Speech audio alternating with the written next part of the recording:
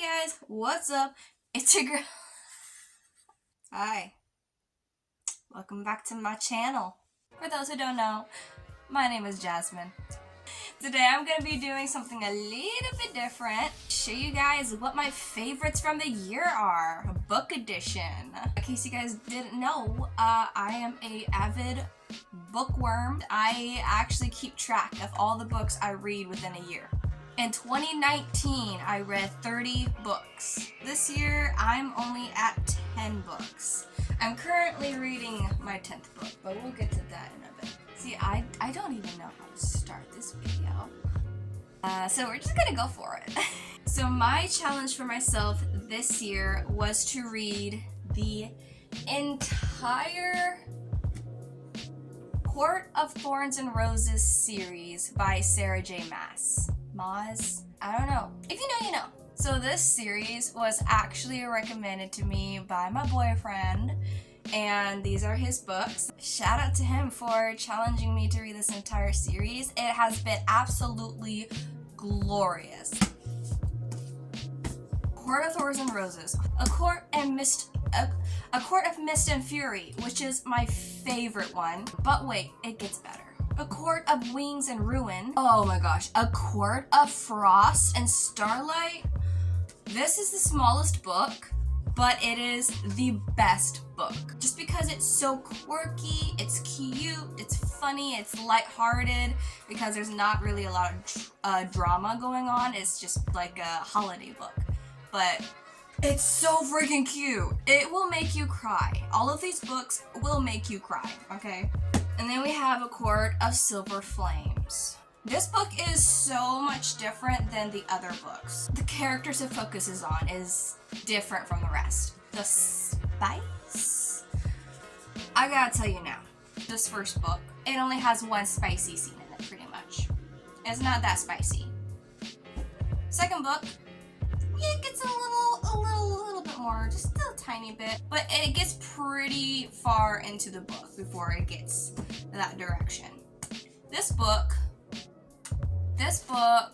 I don't remember. I think this is the one that has that thing that I want to try. But this one, if you want a super spicy book, I love these books. They will absolutely make you cry. You get so attached to the characters. You get so sucked into this world of fairies. What I really, really love about these books is how they are really good at representing trauma. For anyone who's experienced neglect in relationships, the overall relatability to it. I think anyone that just goes through that general heartbreak is really good at representing that. So it represents this heartbreak with your loved one, your spouse, or whoever, and then it represents the process of finding strength within yourself, discovering who you are and who you are meant to be, what kind of skills and abilities you have, while also finding where you truly belong and who you belong with.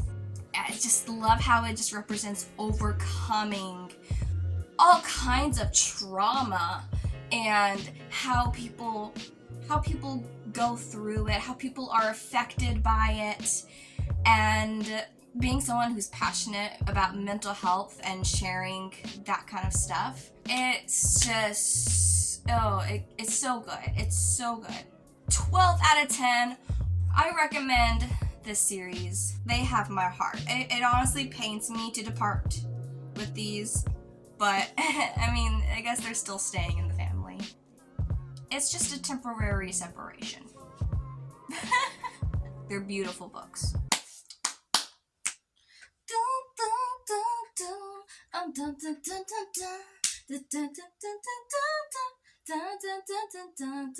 Grab a little muffin.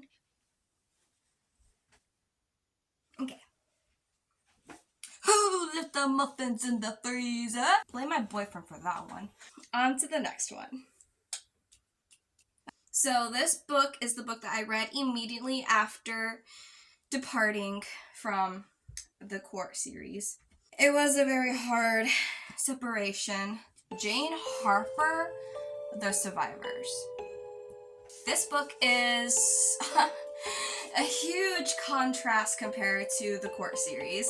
This is a book that is set in Australia, and it is like a murder mystery, but its character focus is of this guy, Kieran. So Kieran is this man who has his girlfriend and their 3-month-old baby daughter, and they're currently visiting his parents' place, helping their mom move, helping the adjustment to his father going into a nursing home, when all of a sudden, somebody, and I do mean somebody, shows up on the shore on a Saturday?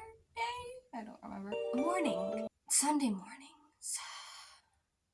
Sometime during the mornings, the early hours of the morning, or late at night. You'll just have to read the book to find out. Somebody washes up on shore, unalived. And so, this case is bringing up all kinds of things from the past, specifically Kieran's past and his ties to everyone else in the small little town. It's not a village, it's a town. For 12 years ago, there was this huge storm. During the storm, this 12-year-old or 14-year-old girl goes missing. Meanwhile, 2 men also get unalived out at sea, and Kieran gets the blame for it. While they're unraveling the mystery of the body on the beach, they are also returning to the past and trying to dig up clues and the truth of what really happened that night. Did Kieran really cause his brother and his brother's best friend to die? What happened to this missing girl? You're gonna have to read it to find out. It took me 5 days to read this book. I was sucked in. But then the ending, they tore me apart in the ending. It was a good ending, but I just feel like it was so abrupt. But the closure that everyone gets, just the whole story, like getting to like see it all in Kieran's point of view. I love this book. I give this book an 11 out of 10. Immediately after I finished it, I wanted to pick it back up again. Like after this book, you know, you have to move on to the next book. But while I'm reading this book, I just kept thinking about it. I've been dying to read it again or find a book just like it. These are both crime books in a way. Like this one is from the viewpoint of the detective, and it gives you like that cop show feeling.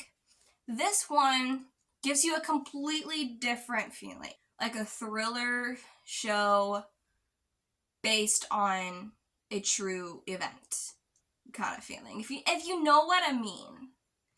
I don't think anyone's gonna know what I mean. I am on a mission to find a similar book. If anyone understands what I'm talking about, what I'm trying to get across here, and if you know of a book similar to what I'm describing, please let me know. And then obviously the next book I read was A Cry in the Dark by Jessica R. Patch. This is one of those books that's more like watching a Criminal Minds episode. So this book is set in the Kentucky part of the Appalachian Mountains, and the main character is Violet, who was conceived of a psychopath. I discuss all the books I read with my sister, and so she and I kind of created this name for him. He's called the Serial Daddy. He's the serial daddy. As a psychopath, of course. He has this very sinister mind and made a bunch of unwanted babies in a basement. And Violet's one of them. And so she grows up feeling so much neglect from her mother, from her grandmother even. And so she goes through her life kind of just like at a loss of like, who she is, what her identity is, because her mother's told her that she's all these horrible things and that she's her father's daughter, and we know who her father is, so she is like always worried about who is she going to become. Is she going to become like her father?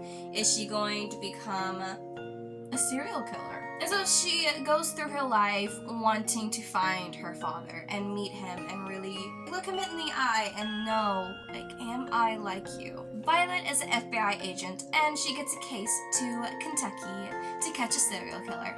But while she's on the case, she finds herself being a target for the serial killer as well. Meanwhile, she's also falling in love with her counterpart. Not only does this have romance and psychopaths and detectives, a mysterious old lady that's mothered every person in the town, but it is also about finding faith in God. Violet, who's grown up feeling neglect from her family, being told that she's one thing but wanting to be another, like hoping that she's not actually as bad as she's been told her whole life.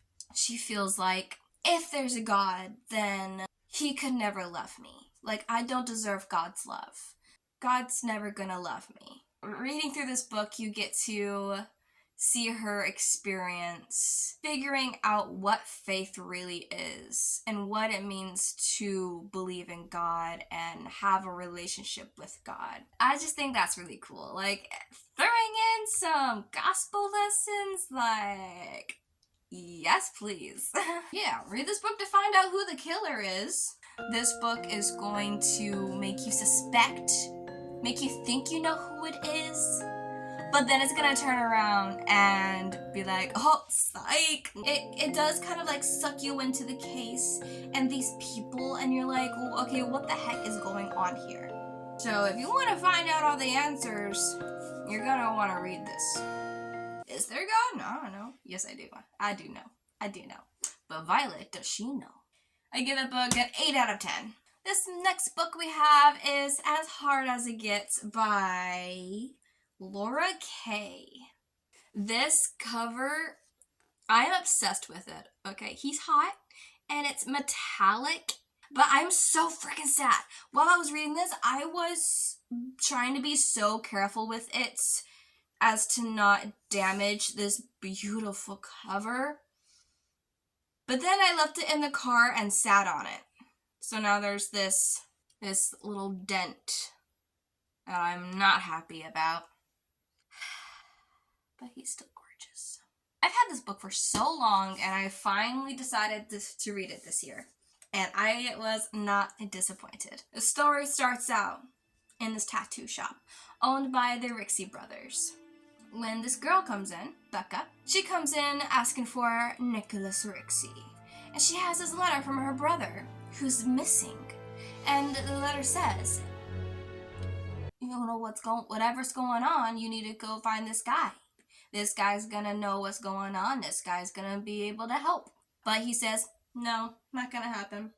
But this is a romance book. Let's be honest. We know what's gonna happen. That night, Nicholas Rixey pulls on his cargo pants, straps on his gun holsters, or his knives and the ankle gadgets, and he's combated up, and he goes and stakes out her house. Good thing too, because whoever has her brother is going after her now. Oh, not to mention the motive for this kidnapping has to do with Becca's father's ties with Nick. They're military. He's ex-military. He was dishonorably discharged due to what Becca's father had done. But what did her father do? Only Nick knows, but he doesn't even know the whole story. He and 4 other guys who were also dishonorably discharged are grieving the loss of all of their men, their brothers, while putting the blame on Becca's father because they know he did it, is his fault, but they don't know exactly what he did or why he did it. But they got the blame for it, which led to the dishonorable discharge. So that's why he had originally declined Becca's request for help. But the only way to clear his and his brother's names is to help Becca find her brother, find out what he knows, what he found out about their father, and hopefully be able to clear their name, get their honor back. Meanwhile, Nick and Becca, they're getting a little cozy with Nick's past with her father. He's like, no, I really shouldn't be doing this. I'm gonna end up hurting her because I hate her father. Her father did me wrong. I shouldn't even be thinking about, I shouldn't be considering this. And he hasn't told her, by the way. We all know what that's gonna lead to. So what's gonna happen? I don't know. You're gonna have to read it to find out. Like I said, it's a romance. So if you're a spicy chick like me, or dude, I give that one a 10 out of 10. Alright, this one. Colleen Hoover, I've got some beef with you. I read It Ends With Us. And after reading that book, I swore that I would never read a Colleen Hoover book again. And I'm not saying that because it's a bad book. No, actually, it's a great book. I love it. However, being someone who is into romance books, I was not expecting that book to go that way. You think that it's just another regular romance book, but no, it breaks your heart. It absolutely it shatters you, okay? I swore I would never read another Colleen Hoover book again. But I have been wanting to read this book. It Ends With Us messed with my heart. Verity messed with my brain. Let's get into it. Lowen gets hired by this Jeffrey dude to finish writing his wife's books because she has a contract. However, she's injured and can no longer write. Okay, sure. So, she gets hired to write these books for some big money. And so, in order to research these books, the series, she's invited to stay at Jeffrey and Verity's house. Verity, by the way, is the name of his wife. But then she finds an autobiography. And she's thinking, okay, well, I have to get into the mindset of this person. So what better way than to read a autobiography? Oh, she gets in her mind, alright. Yeah, she gets in her mind. Meanwhile, Verity is upstairs. She's brain dead. And so Lowen, she's reading her I keep wanting to say autobiography. And she's getting into this dark mind of the author she's writing for. So I personally feel like I'm spoiling too much. This book, I read it in less than 2 days. Like, I started this book 7 o'clock on Friday, and I finished the book after 12 a.m. on Saturday night, Sunday morning. It took me less than 2 days to read this book because that is how sucked in I was. It's a thriller. It does have some romance in it. There are some scenes that get a little spicy, but then there are some scenes that get a little spooky. It is a great book. I'm going to give it a 15 out of 10. For those of you who have read it, I'm gonna share my opinion without spoiling too much. Not gonna spoil it. All I'm gonna say is there's a letter. And for those who have already read this book know what I'm talking about. And so I'm talking to you. And whoever is going to read this book, you are welcome to read it and then come back and hear my opinion about this letter, okay? I think that letter is complete bullshit. If it's true, I can't. No! My boyfriend, I convinced him to read it. He thinks it's true. but I'm on the side that thinks it's not true. I'm denying. I'm in denial. Here's my thinking though. She's an author. She could easily just be bullshitting the entire letter. So I think that that letter is like her last attempt at manipulation. Because if it is true, if what she said in that letter was true, I'm scared for Lowen. I'm honestly scared for Lowen. Yeah, that's all I'm gonna say about that. My boyfriend thinks it's true. And I'm just like, nope, nope, nope, nope, nope, nope, nope, nope, nope, nope, nope, nope, nope. Because then they did it for no reason. They did it for no reason. And I'm scared for Lowen. This book fucked with my mind. Just from that letter. But yeah, 15 out of 10. I highly recommend you read this. So that's all the books that I have read so far this year. This is the book that I am currently working on. This is Renegade by Laura Lee. So far, it's a pretty good book. Reading Verity, that's all. That's all I did. Just read it all day. And when I wasn't reading about it, I was thinking about it. And same with The Court of Thorns and Roses. Even when I wasn't reading the books, my brain was living in the books. Same with this one. I want to go back. I want to go back into this book. It's taking me a very long time. I've been trying to read this book since November 1st. And then I've read this one since I started this one. The year's almost over, so I gotta at least get it finished before the end of this month. And I'm going to. In fact, I did not finish the book because I got sick and died. And it's Laura Lee, so you know it's gonna be spicy. I've read a couple other of hers before. They're spicy. The girl witnessed somebody unaliving somebody else. The thing is, that somebody who did the unaliving has an alibi. And so everyone in town believes that they hold this guy on a very high pedestal. And they believe that, there's no way he could have done it. Plus, he has an alibi with a whole bunch of people. So she is the only one that saw it happen. She's the only one saying that he's the one that did it. While everyone else is thinking that she's cray-cray. But now she's got people after her, beating her up. And Nikolai is the agent who's on the case. The guy suspected of doing the unaliving hired Nikolai. Because he's worried about it. He's like, I love this girl. I've grown up with this girl. I don't know why she's accusing me of this. And so he's hired Nikolai to investigate her and find out why is she trying to ruin my reputation. He's investigating her. Meanwhile, he's not even sold. He's not even sold that he's not it. He knows that Michaela is not lying. But he's also not sold on the fact that Maddox is the killer. So who are these people? Who are these people and who actually did the unaliving? Who did she see? Was it Maddox? I gotta finish it.